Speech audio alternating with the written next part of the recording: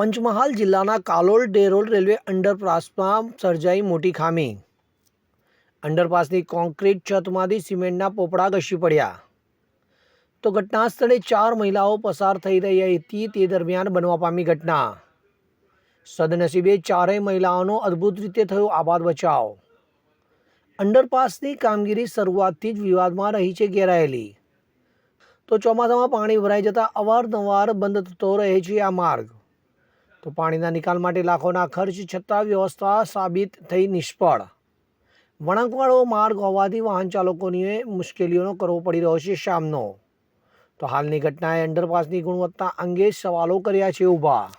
હવે જુઓ દેશ દુનિયાની તમામ ખબરો તમારી આંગળીના ટેરવે. ઉઠાવો મોબાઈલ અને ગૂગલ પ્લે સ્ટોર પરથી ડાઉનલોડ કરો અમારી CN24 ન્યૂઝ મોબાઈલ એપ.